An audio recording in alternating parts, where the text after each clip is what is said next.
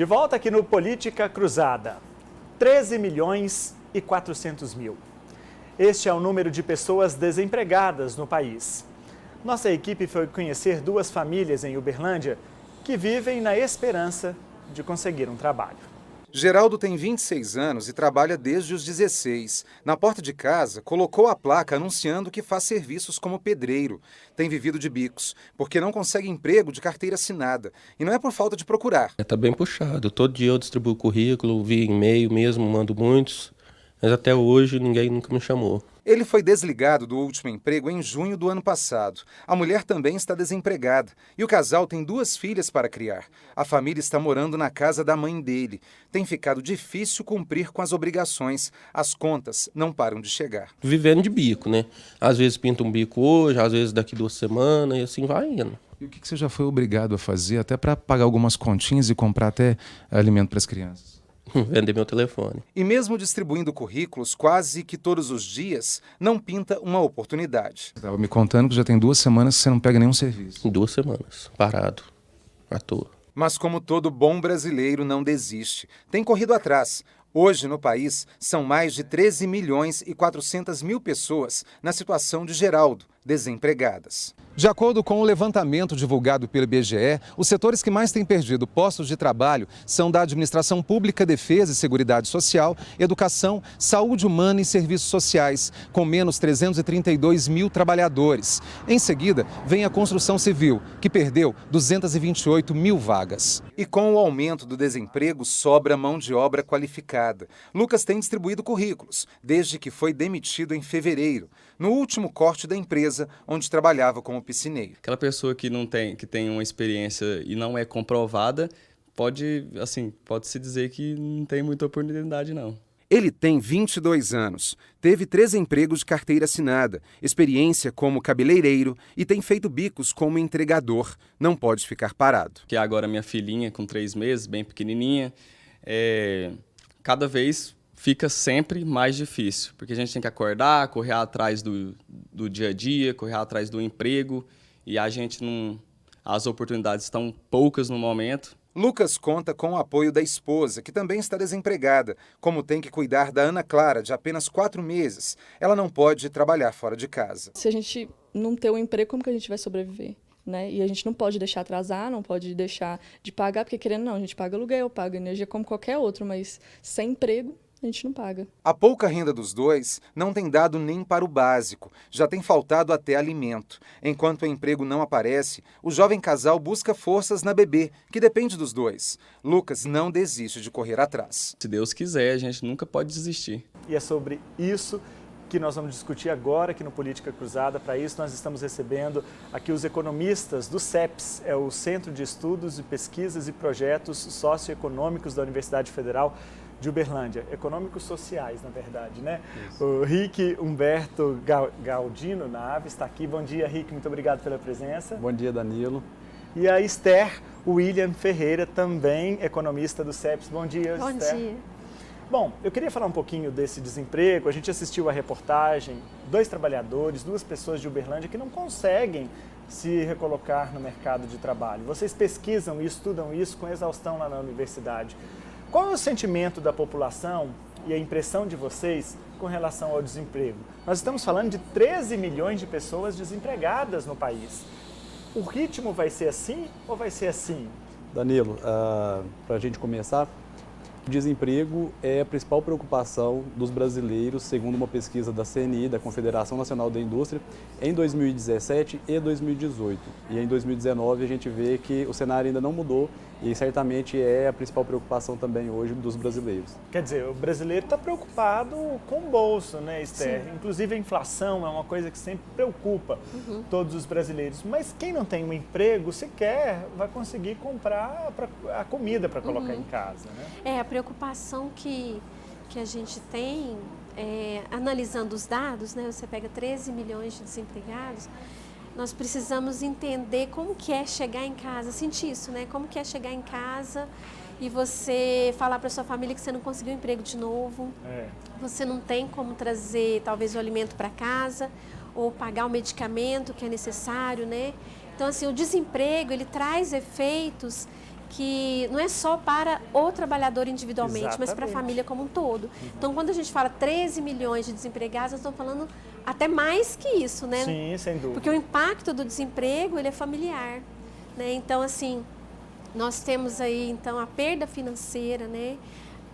O endividamento que vem também com isso, né? Complicando ainda mais a situação do trabalhador, a necessidade de recorrer, né, aos serviços públicos de saúde, né, principalmente, porque diante da não proteção social, né, diante da impossibilidade de pagar um convênio, então você tem uma pressão maior sobre o serviço de saúde, né?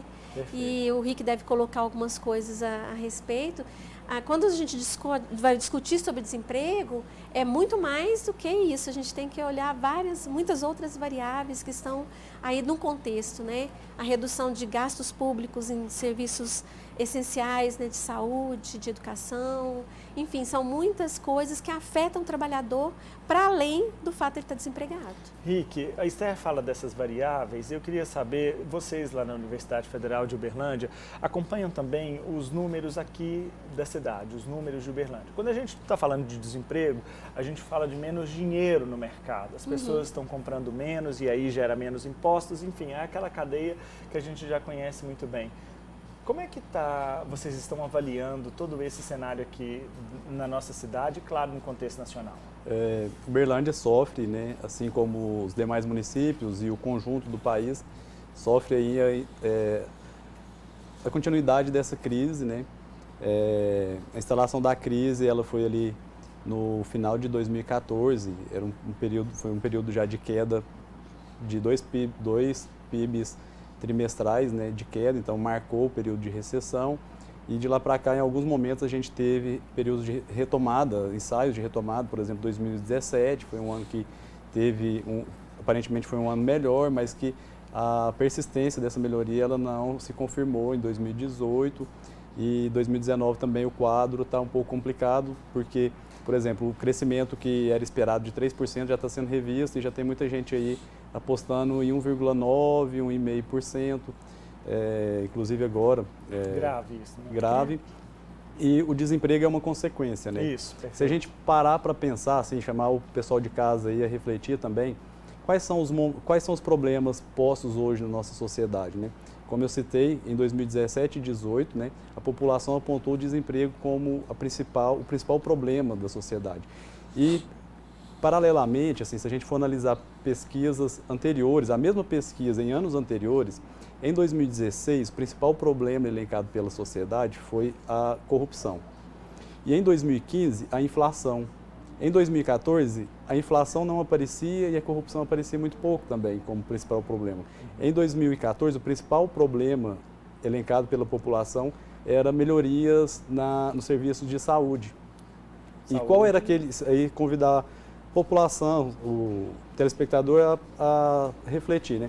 Independente de quem está no governo, se a gente parar para pensar, hoje a gente está aí diante de vários problemas, né? Tem a questão das reformas que estão em discussões, né? Teve a reforma trabalhista, tem a reforma da Previdência que está aí no horizonte, tem o desemprego que está posto, e naquele momento quais eram os problemas? Então, o pessoal sinalizava que a demanda era por serviço de saúde, né? Em 2014. O desemprego era um problema naquele momento? Não, estava longe de ser, e a inflação também não. E o ritmo, a economia estava girando num ritmo alto, a gente tinha uma inflação persistente, que era a inflação de serviço, porque tinha muita gente empregada e nesses momentos os salários, os serviços costumam pressionar mais. Sim. E em algum momento o governo, ali em 2014 já sinalizava isso no final do ano, mas principalmente em 2015, adotou uma medida que foi combater esse principal problema elencado à época, que era a inflação. E como se combateu a inflação naquele momento? Né? Elevando a taxa de juros. Mas elevar a taxa de juros não é uma medida que cessa a inflação imediata. Ela tem um rebatimento na economia, essa elevação da taxa de juros, e o desemprego é uma das consequências. Então, desaquece a economia. E desaquecer a economia, o que significa? Investimentos serem frustrados, negócios são quebrados, e o desemprego é uma das consequências. Então, a inflação, que era um problema, ela deixou de ser um problema, ela foi eficazmente combatida, E em 2015, ali em janeiro, após um período ali de 2013, 2014, que teve represamentos de preço de combustíveis, acho que vocês lembram a época, né? E de energia elétrica também. Quando foi em janeiro de 2015, teve um desrepresamento naquele momento. Então, a inflação de janeiro de 2015, o telespectador, se quiser, pode consultar aí, que é uma coisa interessante, vai ficar para a história, assim. É como não se fazer, né? Acho que é uma receita para que não pode ser repetida. Não se fazer. Do que não se fazer. Porque o represamento, embora tenha discussões aí se encontra pessoas a favor e contrárias, mas o desrepresamento, da forma que ele foi feito, foi um problema porque elevou a taxa de inflação e justificou de novo uma atuação da política monetária de elevar ainda mais a taxa de juros. Então, uma economia que já vinha desempregando, crescendo. dando sinais de arrefecimento, com geração de desemprego. Essa foi mais uma medida que, aí sim, aprofundou drasticamente a crise e esse quadro persiste até hoje. E a população sente isso muito rápido, tanto que, após o período ali que a corrupção ganhou uma notoriedade grande, a percepção da população do principal problema passou a ser o desemprego, e ele é persistente até hoje. E agora, aí depois a gente vai poder falar mais um pouquinho e pensar um pouquinho sobre, talvez, as possíveis medidas, sobre isso, né? Mas colocar uma questão aqui também. O desemprego, ele é uma variável mensurável, assim como a inflação também. Agora, a corrupção, que foi um dos problemas elencados, ele é difícil percepção e quantificação.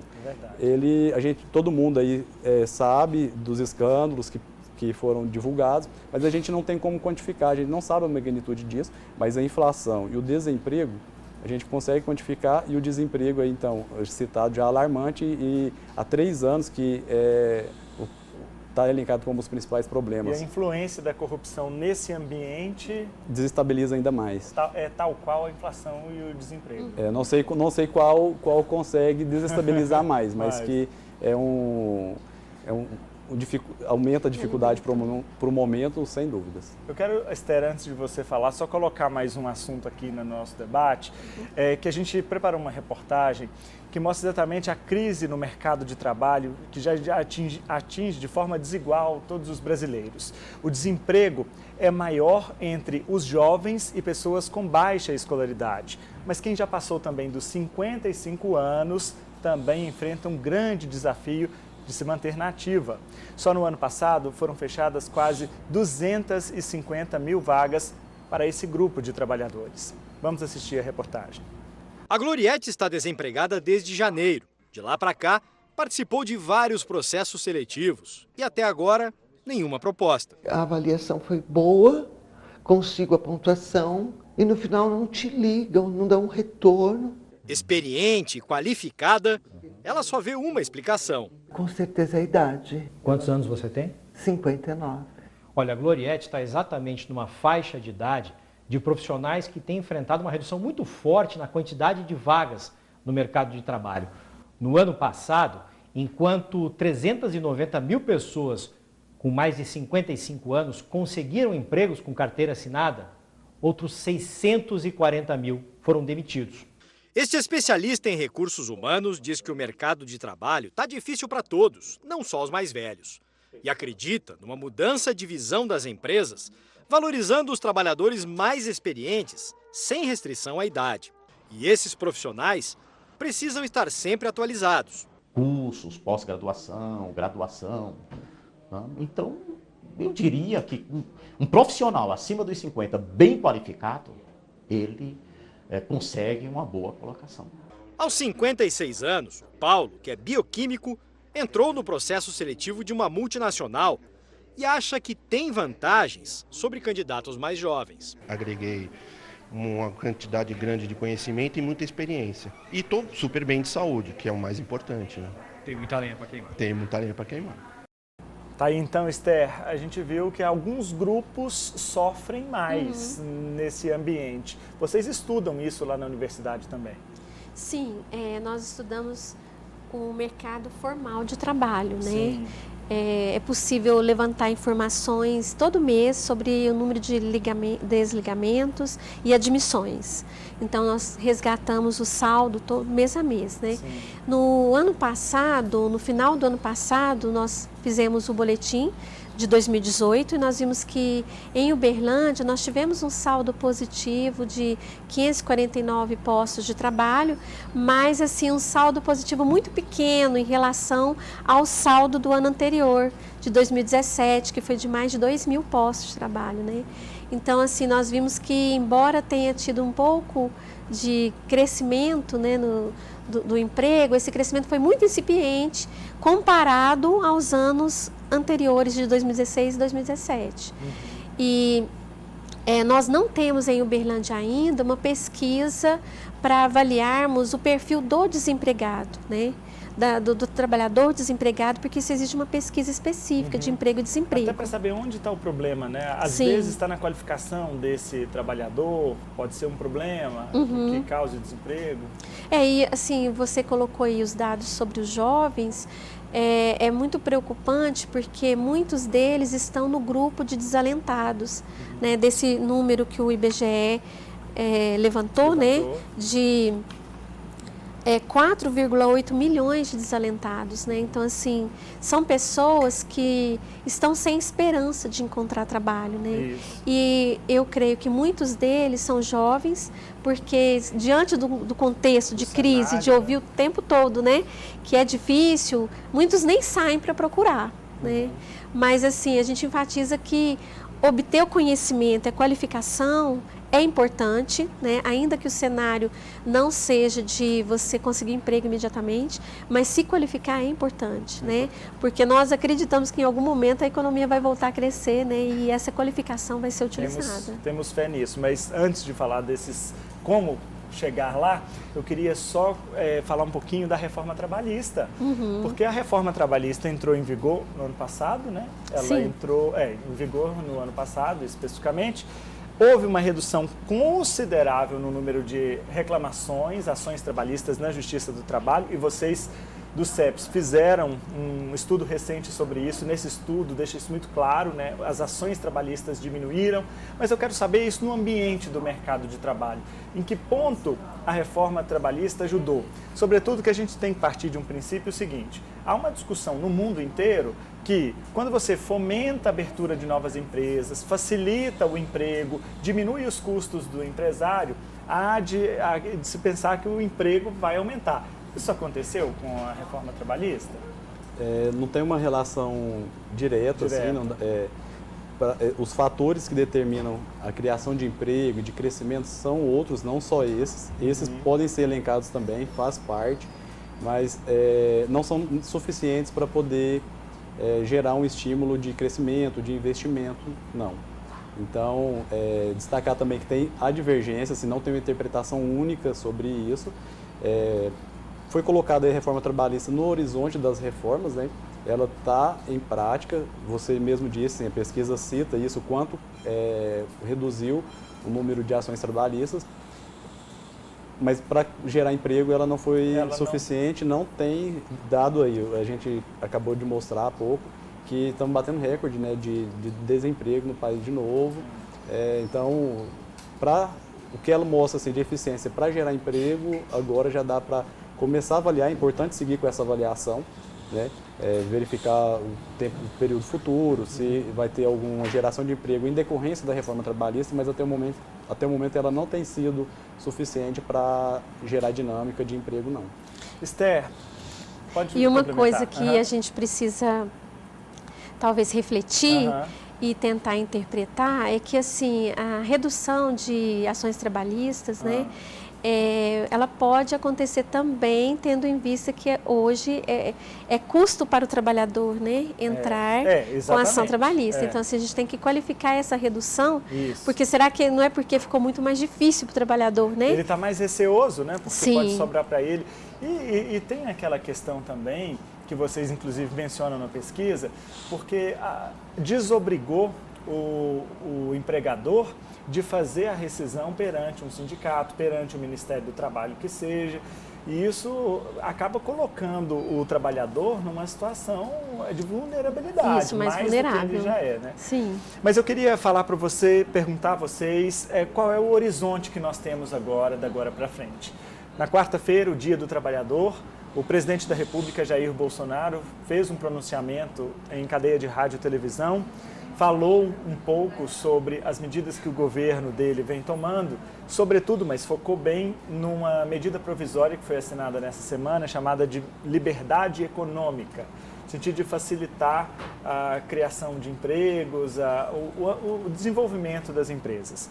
Bom, eu quero saber de vocês dois, assim, bem rapidamente, o nosso tempo já está chegando ao final, como fazer e o que fazer para melhorar esse ritmo e diminuir o desemprego? Qual é a receita? Não tem uma receita única, né? E também deixar claro aqui que tem divergências teóricas, né? A economia, o estudo da economia evolui, né? E a evolução, a própria história e os acontecimentos postos aí, a nossa realidade é um momento que as teorias vão evoluindo também. Inclusive fora do país está no momento de revisão da macroeconomia, não tem aquilo que era receita única, assim, de controle fiscal, ela está sendo, no momento, por exemplo, já não dá para citar que é a única receita, ela está sendo revista. E importante, sim, destacar que para crescimento é importante ter um alinhamento de visões, então o setor privado é importante, está alinhado para isso, mas o governo ele tem um papel preponderante que é de gerar estímulos e melhorar a expectativa em relação aos negócios e que essas expectativas no futuro não sejam só expectativas, né, se tornem realidades. Então, e como fazer isso? As reformas, as citadas reformas aí, dizem que é um caminho, né, mas precisa mais do que isso também. O governo ele precisa sinalizar no horizonte, se ele tem a intenção de reduzir o desemprego, ele precisa gerar estímulos. Uma das formas de se fazer isso é bancando investimento mesmo, contratando novos negócios, seja aí no setor de transporte, seja de infraestrutura e de serviço também. Então, o governo, ao fazer isso, não significa que ele vai arcar com todo o investimento da sociedade, mas o governo ele tem um poder de fogo, vamos dizer assim, ele tem um poder muito grande, ele centraliza recursos e ele consegue sinalizar, inclusive para o empresário, os rumos do país. Então, ao fazer isso, o setor privado tem um horizonte. Então, a pergunta que cabe nesse momento, em que o empresário aí que está na sociedade, a hora que ele vai decidir investir, em que investir agora? Né? Produzir para quem? Vender para quem? Então ele precisa ter esses nortes. Então o governo, ao sinalizar uma grande obra, um grande feito, seja um grande evento, alguma coisa assim, ele contribui, ele sinaliza, os empresários vão se posicionar para atender e ele tem um horizonte de expectativa. Hoje, se perguntar para o empresário aí, o que vender, quem está satisfeito com as vendas, acho que é difícil esse momento. E eu acho que, em última instância, né, Danilo, é nos perguntarmos que sociedade nós queremos, né? Porque nós estamos construindo essa sociedade, né?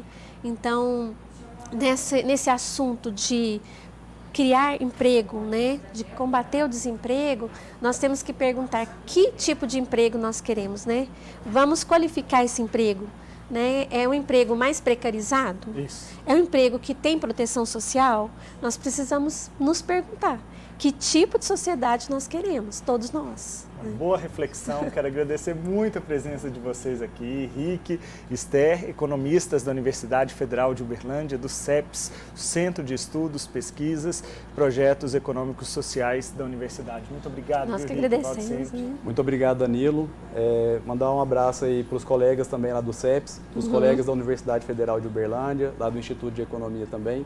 Falar que é um prazer aqui atendê-los a essas solicitações e sintam-se à vontade para nos procurar lá, que o CEPS, a Universidade Federal de Uberlândia, tem todo o prazer em atendê-los. Pode sempre, viu, Esther? Obrigada. Bom, e daqui a pouco o Política Cruzada está de volta. A gente vai continuar falando de emprego, de desemprego, mas dessa vez focando aqui para as ações de Uberlândia. Nós vamos receber o secretário municipal de Desenvolvimento Econômico, Inovação e Turismo, Rafael Leles. É um minutinho só, a gente volta já.